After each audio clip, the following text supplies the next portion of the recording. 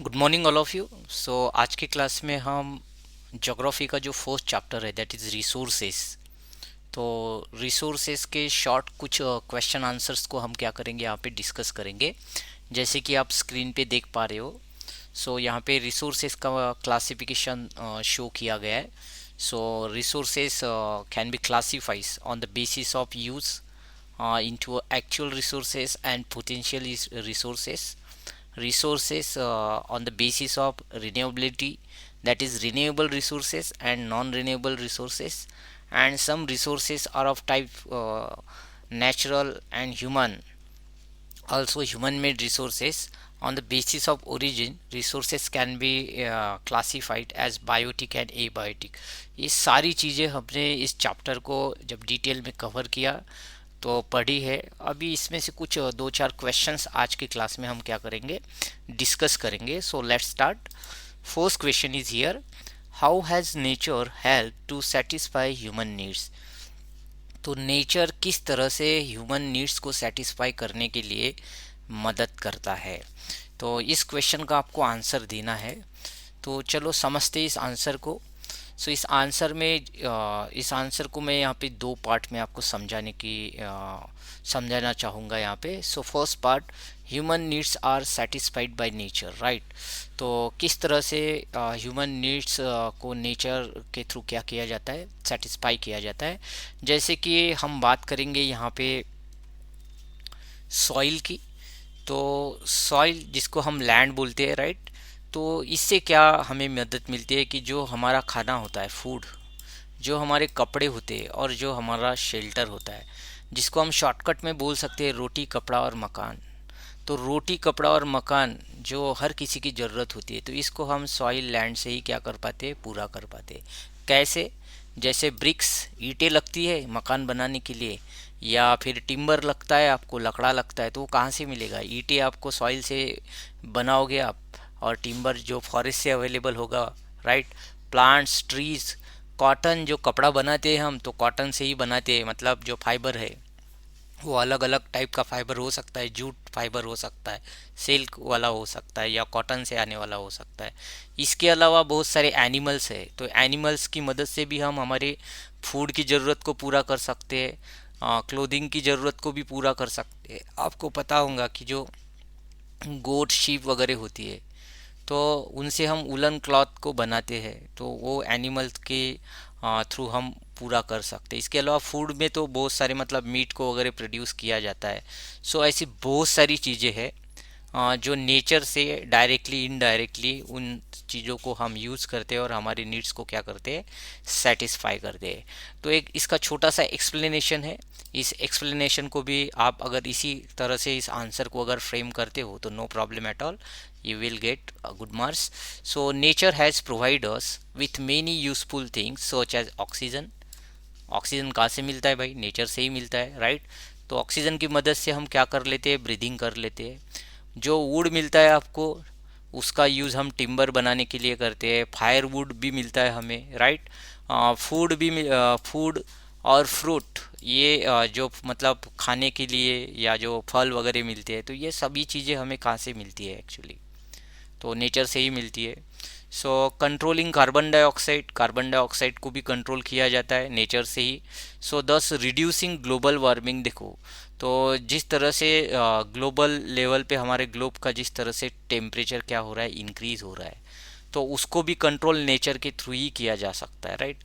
Holding soil दस preventing soil erosion, ये जो सॉइल है हमारे लैंड के ऊपर में टॉप लेयर, राइट, तो उसको भी होल्ड करने का जो एक काम होता है वो नेचर के द्वारा ही इनडायरेक्टली किया जाता है। जो पेड़ पौधे वगैरह होते हैं उसको होल्ड करके रखते हैं, राइट। तो सॉइल इरोजन नेचर ही खुद क्या करता है, कंट्रोल करता है। So making the soil porous, soil को पोरस बनाने का काम जो होता है वो नेचुरल प्रोसेस से ही होता है, जिससे क्या होता है कि जो ग्राउंड वाटर और भी बाकी जो चीज़ें होती है उसको हम रीप्लेनिश कर सकते हैं। सो आई होप कि ये आपके समझ में आया हो। So first question is clear here, right. You can take the snip of this slide, okay. आप इस स्लाइड का एक स्नीप लेके रखिए ताकि आपको इस क्वेश्चन का आंसर समझने में और देने में आसानी हो। सो नेक्स्ट क्वेश्चन की तरफ बढ़ते हैं हम लोग। Second question, so what characteristics of human beings make them a resource. तो ह्यूमन बींग की ऐसी कौन कौन सी क्वालिटीज़ है, कैरेक्टरिस्टिक्स है, विशेषताएं है जो उसको एक रिसोर्स बनाती है। क्योंकि जब एक व्यक्ति दूसरे व्यक्ति के किसी काम में आ जाता है, दूसरे व्यक्ति के किसी नीड को क्या करता है, सेटिस्फाई करता है, तो वो व्यक्ति, वो पर्सन उसके लिए क्या होता है, रिसोर्स होता है। जैसे कि अगर मान लो कि एक टीचर बहुत सारे बच्चों को पढ़ा रहा है, तो उन बच्चों की जो नीड है एजुकेशन की, वो एजुकेशन के नीड को वो टीचर क्या कर रहा है, यहाँ पे पूरा कर रहा है। तो वो जो टीचिंग की जो क्वालिटी है उसमें, या एबिलिटी है, तो उसके कारण वो एक रिसोर्स हो गया स्टूडेंट्स के लिए। ऐसे बहुत सारे एग्जांपल्स देखने को मिल जाएंगे आपको।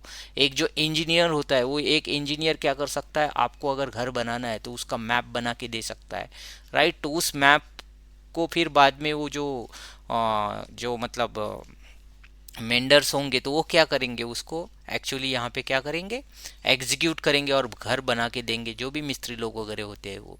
तो डॉक्टर, एक जो मतलब कोई एखादा व्यक्ति होता है जो किसी डिसीज से प्रभावित होता है, अफेक्टेड होता है, तो उसका इलाज कौन करता है, डॉक्टर करता है। मतलब अलग अलग लोगों की नीड अलग अलग होती है, उन नीड्स को सेटिस्फाई अलग अलग लोग अपने अलग अलग क्वालिटीज़ का यूज़ करते हुए करते हैं। तो ये सभी जो क्वालिटीज़ होती है, अगर एक बड़ी इंडस्ट्री चलाना हो तो उसके लिए मैनेजमेंट स्किल हर किसी में नहीं होता है। तो मैनेजमेंट स्किल से उस इंडस्ट्री को चलाने की नीड्स को पूरा किया जा सकता है, राइट। तो ऐसे बहुत सारी चीज़ है। सो इन सभी क्वालिटीज़ को हम यहाँ पे क्या बोलेंगे, इन क्वालिटीज़ से वो लोग तैयार होते हैं, वो ह्यूमन बींग्स यहाँ पे क्या होते हैं, क्रिएट होते हैं, जिससे बाकी लोगों की, सोसाइटी की नीड्स को पूरा किया जाता है। तो जैसे कि स्क्रीन के ऊपर में आप ह्यूमन कैपिटल की एक पिक्चर देख रहे हो, जिसमें देखो नॉलेज की बात की गई है, एबिलिटी की बात की गई है, skill, education, training, right, experience, judgement, creativity, wisdom. तो ये सब चीज़ें जो होती है, तो these are the qualities of human beings. ये सभी जो चीज़ें हैं यहाँ पे क्वालिटीज़ है ह्यूमन बींग्स की। तो एज एन एग्जाम्पल आप ये सब क्वालिटीज़ इसमें लिख सकते हो। इन सब क्वालिटीज़ की वजह से actually human beings as an capital दूसरों के काम में आता है, राइट। सो आई होप कि ये पॉइंट आपका क्लियर हुआ। अभी देख लेते हैं कि इसका आंसर क्या हो सकता है। So ideas, brain, creativity, thinking and intelligence can make them a valuable resource. किसी भी इंसान को उसके अंदर में जो आइडियाज़ होती है, उसकी जो मतलब इंटेलिजेंस होता है उसका, या उसका द वे ऑफ थिंकिंग होता है, आइडियोलॉजी होती है, तो इन सभी चीज़ों से वो व्यक्ति क्या हो जाता है, बहुत ज़्यादा वैल्यूएबल हो जाता है फॉर अदर्स। क्योंकि दूसरे लोगों की वो क्या कर सकता है, इन सभी चीज़ों को यूज़ करते हुए नीड्स को सेटिस्फाई कर सकता है।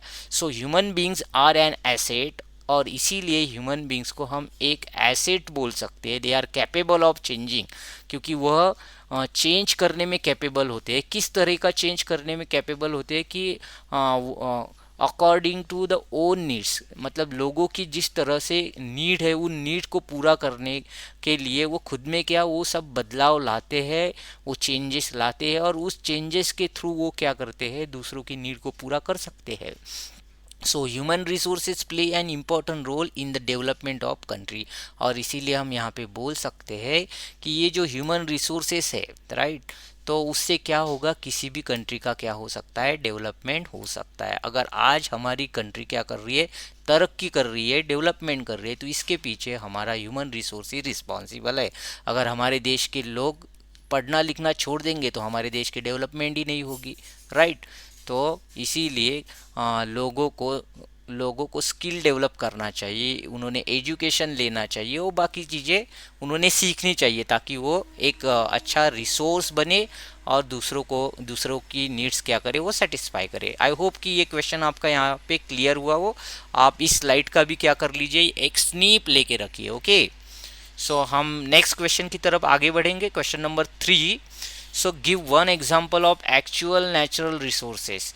देखो यहाँ पे इस क्वेश्चन में आपको पूछा गया है कि एक्चुअल नेचुरल रिसोर्सेस क्या है। तो एक्चुअल वर्ड से देखो बेटा पता चलता है हमें कि जो चीज़ें होती है, एग्जिस्ट करती है, जिसको हम करंट में यूज़ कर रहे होते हैं, तो उसको हम एक्चुअल बोलते हैं। जैसे कि आपके आजू बाजू में जो भी चीज़ है वो एक्चुअल है, रियली एग्जिस्ट करती है, उसको आप छू सकते हो फिजिकली, राइट, उसको यूज़ कर रहे हो आप, वो आपके काम की है, वो सभी चीज़ें एक्चुअल नेचुरल रिसोर्सेस में आएंगी। तो फिर से ये चार्ट मैंने यहाँ पे शो किया है आपको, ताकि ताकि आपको इस कॉन्सेप्ट को समझने में आसानी हो। आप इस डायग्राम में देखिए, यहाँ पे रिसोर्सेस को हमने on the basis of use यहाँ पे टू कैटेगरीज में डिवाइड किया है। तो पहला देखिए, इसको यूज़ के हिसाब से एक्चुअल रिसोर्स और दूसरा पोटेंशियल रिसोर्स। तो देखो, एक्चुअल जो रिसोर्सेस होते हैं वो करंट यूज़ में होते हैं, मतलब अभी हम उसका यूज़ कर रहे होते हैं जिन रिसोर्सेस को, उनको हम क्या बोलते हैं यहाँ पे, एक्चुअली क्या बोलते हैं, एक्चुअल रिसोर्स बोलते हैं। और पोटेंशियल रिसोर्सेस वो रिसोर्सेस होते हैं, हमें पता तो है कि ये रिसोर्सेस है, इसके हम इस रिसोर्स की मदद से हम हमारे नीड को पूरा कर सकते हैं, लेकिन अभी इसको हम यूज़ नहीं कर रहे, इसको फ्यूचर में यूज़ करेंगे। कब यूज़ करेंगे इसको हम? फ्यूचर में यूज़ करेंगे, ये करंट यूज़ वाले नहीं होते। मतलब देखो, इससे ये भी बात यहाँ पे क्लियर हो जाती है कि every potential resource is a actual resource in a future, ऐसा और नो, क्योंकि अभी जब यूज़ कर लेंगे तो वो तो एक्चुअल रिसोर्स हो जाएगा। तो ऐसी इस थ्योरी को समझना होता है। आई होप कि ये आपका पॉइंट क्लियर हो। अब एक इसके आंसर देख लेते हैं कि एक्चुअली यहाँ पे एक्चुअल रिसोर्स क्या होता है और उसके एग्जांपल्स क्या है। तो देखिए, आप स्क्रीन के ऊपर आपको आंसर शो हो रहा है यहाँ पे। So actual resources are those that have been served. जिस एक्चुअल रिसोर्सेस वे सब रिसोर्सेस होते हैं, संसाधन होते हैं जिनको सर्वे किया जाता है, उनकी क्वांटिटी कितनी है, क्वालिटी क्या है, इन सभी चीज़ों को पता लगाया जाता है। And are being use in present times, और आज के समय में, करंट समय में उसको हम यूज़ कर रहे होते हैं। तो ऐसे सभी जो चीज़ें होती है वो क्या होती है, आपकी एक्चुअल रिसोर्सेस होती है। इसके एग्जांपल समझेंगे। मिनरल डिपॉजिट, जैसे कोल। देखो, कोल आज की डेट में कहाँ कहाँ पे इसके डिपॉजिट्स है हमें पता है, हम माइनिंग कर रहे हैं, मतलब हमारे पास में टेक्नोलॉजी भी है, और उसको कहाँ पे यूज़ करना है उसकी प्लानिंग भी है हमारे पास में, उसको यूज़ भी कर रहे हैं। और कोल को हमने पढ़ा था कि कोल के 4 टाइप्स थे अलग अलग, उनमें जो कार्बन का प्रोपोर्शन है उसके बेस पे हमने उसको क्लासीफाई किया था, और उसकी क्या यूटिलिटी है, फायर प्रोड्यूसिंग कैपेसिटी क्या है, हीट प्रोड्यूसिंग कैपेसिटी क्या है, सब पता है हमें और यूज़ कर रहे हैं हम। तो ये हमारा एक्चुअल रिसोर्स हो गया। इसके अलावा सॉइल, राइट, नेचुरल रिसोर्स है, इसको भी यूज़ कर रहे हैं हम सॉइल को, तो ये एक्चुअल रिसोर्स हो गया। Timber, right, would, forest would say मिलता है हमें, तो ये हमारा एक्चुअल रिसोर्स है। प्रोटेक्टेड नेचुरल टेरिटरी, जहाँ पे हमने कुछ टेरिटरीज को हमने प्रोटेक्ट करके रखा है, तो वो भी हमारे एक्चुअल रिसोर्सेस है। Sustainable micro climate for living and recreation, तो ये सभी चीज़ें जो है ये हमारी नेचुरल रिसोर्सेस में आती है। तो इनमें से कोई भी 2-3 एग्जाम्पल आप लिख सकते हो, या इसके अलावा दूसरे ऑन योर नॉलेज बेसिस आप दूसरे एग्जाम्पल भी लिख सकते हो। तो आप स्लाइड का क्या स्निप लेते चलिए। इस वीडियो को पूरा देखने के बाद में भी फिर से एक बार चला के आप इसके स्निप लेके रख सकते हो, और इस आंसर को आप इंक्लूड करोगे। इसमें अगर कुछ ऐड करना चाहो तो ऐड करके आप इस आंसर को और बेहतर बना सकते हो, no problem at all. So I hope कि ये थर्ड क्वेश्चन आपका यहाँ पे क्लियर हुआ। हम अभी फोर्थ क्वेश्चन की तरफ आगे बढ़ेंगे। तो फोर्थ क्वेश्चन में देखो यहाँ पे क्या पूछा गया आपको, अभी अभी हमने डिस्कस किया था, यहाँ पे आपको पोटेंशियल नेचुरल रिसोर्स के बारे में पूछा गया है। So give one example. भले ही क्वेश्चन में वन एग्जाम्पल पूछा गया हो, आप कम से कम एटलीस्ट 2 एग्जाम्पल्स देना होता है आपको, राइट। सो अगर गलत हो गया एक तो फिर दूसरे पे आपको मार्क्स मिल जाएंगे। सो पोटेंशियल रिसोर्स देखो, so resources which are found in an area but not have been utilise. तो ये पोटेंशियल रिसोर्सेज क्या होते हैं कि हमारे आजू बाजू के कोई किसी भी एरिया में इसको देखा जा सकता है, हमें पता होता है कि यहाँ पे ये रिसोर्स है करके, लेकिन अभी तक हम उसको प्रॉपरली यूज़ नहीं कर रहे होते due to lack of requirement, क्योंकि हमारे पास में शायद हो सकता है कि उसको पूरी तरह से यूज़ करने के लिए वो सब चीज़ें ना हो, राइट। सो आई होप कि ये पहला पॉइंट आपका क्लियर हुआ हो। इसके एग्जांपल बहुत सारे हो सकते हैं, जैसे आप स्क्रीन के ऊपर में देख रहे हो, यहाँ पे विंड पावर स्टेशंस देख रहे हो आप, या यहाँ पे डैम देख रहे हो, तो यहाँ पे इलेक्ट्रिसिटी को बनाया जाता है। यहाँ पे सोलर पैनल देख रहे हो, यहाँ पे शायद ये पावर स्टेशन है, राइट। तो न्यूक्लियर का भी हो सकता है। सो देखो, तो ये यहाँ पे एग्जांपल में ये बोला गया है कि Rajasthan and Gujarat has enough potential to produce the solar energy due to cloudy less sky and more temperature. देखो, राजस्थान और गुजरात जैसे एरिया में आपको क्लाउडलेस स्काई देखने को मिलता है, मतलब वहाँ पे कोई खास क्लाउड वगैरह नहीं होते जिसकी वजह से मतलब सनलाइट को रोका जाए। और यहाँ पे टेम्परेचर भी बहुत ज़्यादा होता है। तो इस चीज़ का अगर हम सही तरह से बेनिफिट्स उठाए तो यहाँ पे मतलब सोलर एनर्जी और विंड एनर्जी के बहुत ज़्यादा स्कोप है, लेकिन फिर भी हम इसको यूज़ नहीं कर पा रहे। तो इस टाइप के रिसोर्सेज को हम क्या बोलेंगे यहाँ पे, पोटेंशियल रिसोर्स बोलेंगे। आई होप कि ये चीज़ें आपकी समझ में आ रही हो। तो अभी बात करते हैं हम इसका एग्जैक्ट आंसर की। तो एग्जैक्ट आंसर कुछ इस तरह से हम इसको लिखेंगे। So potential resource are those exist in nature and can be use in future. हम शॉर्टकट में इसको बोल सकते हैं कि पोटेंशियल रिसोर्स, पोटेंशियल संसाधन वो सब संसाधन होते हैं, रिसोर्सेस होते हैं जो नेचर में एग्जिस्ट तो करते हैं, हमारे आजू बाजू में कहीं पे तो होते हैं, लेकिन हम इसका यूज़ अभी नहीं कर रहे, उसको हम फ्यूचर में यूज़ करेंगे। कब यूज़ करेंगे? फ्यूचर में। इसके कोई भी कारण हो सकता है। So mineral oil that exist in many part of the India is considered potential resource until it drill out and put into use. देखो यहाँ पे एक एग्जांपल इंक्लूड कर दिया है मैंने, बाकी एग्जांपल अलग से दिए हुए कि हमारे इंडिया के बहुत सारे पार्ट्स में जो मिनरल ऑयल है तो उसको उसके स्टॉक के बारे में हमें पता चला है कि बहुत सारी जगहों पे मिनरल ऑयल के स्टॉक्स है, लेकिन उनको ड्रिल करके बाहर निकालना अभी बाकी है। तो जब तक उसको ड्रिल करके हम बाहर नहीं निकालेंगे और उसको प्रोसेस करके उसको यूज़ नहीं करेंगे तब तक वो हमारा क्या है, पोटेंशियल रिसोर्स है। एक बार का हमने उसको ड्रिल कर दिया, बाहर निकाल के प्रोसेस कर दिया और पेट्रोलियम्स वगैरह बना लिए तो वो हमारा कौन सा रिसोर्स हो जाएगा बाद में? यस ऑफ कोर्स, अब भी देखा हमने, रियल नेचुरल रिसोर्स हो जाएगा फिर। तो देखो जैसे वेव एनर्जी है, हमें पता है, आप स्कूल में बहुत बार टाइडल एनर्जी के प्रोजेक्ट बनाते हो, जियो थर्मल एनर्जी के प्रोजेक्ट बनाते हो, अर्थक्वेक एनर्जी से कैसे हम एनर्जी यहाँ पे प्रोड्यूस कर सकते हैं उसके प्रोजेक्ट बनाते हो। इवन आइसबर्ग फ्रेश वाटर से भी एनर्जी को प्रोड्यूस किया, इसके प्रोजेक्ट बनाए जाते हैं, लेकिन अभी तक इसके कोई प्लांट आपको देखने को नहीं मिलते हैं। मतलब इसकी जितनी क्षमता है, जितना इसका पोटेंशियल है, उस पोटेंशियल के हिसाब से इसको यूज़ नहीं कर रहे हैं हम लोग। तो इसको फ्यूचर में डेफिनेटली हम यूज़ कर सकते हैं। जैसे कुछ कुछ डेवलप कंट्रीज़ है, वो डेवलप कंट्रीज़ इन सभी चीज़ों को यूज़ करने की कोशिश कर रही है और कर भी रही है, राइट। लेकिन हम फिलहाल तो नहीं कर रहे, इसको हम फ्यूचर में यूज़ करेंगे। तो ये हमारे रिसोर्सेस कौन से हो गए यहाँ पे, पोटेंशियल रिसोर्सेस हो गए। जैसे कि मैं बोल रहा हूँ यहाँ पे हर एक स्लाइड का आप यहाँ पे स्निप लेके रखिए ताकि इन क्वेश्चंस को आपको समझने में बाद में फ्यूचर में आसानी हो। सो आई होप कि ये चारों क्वेश्चंस आपके यहाँ पे क्लियर हो। So thanks for watching this video here. Okay, so next video में मिलेंगे। दूसरे चैप्टर के जो शॉर्ट क्वेश्चन आंसर्स होंगे उनको हम यहाँ पे स्टडी करेंगे।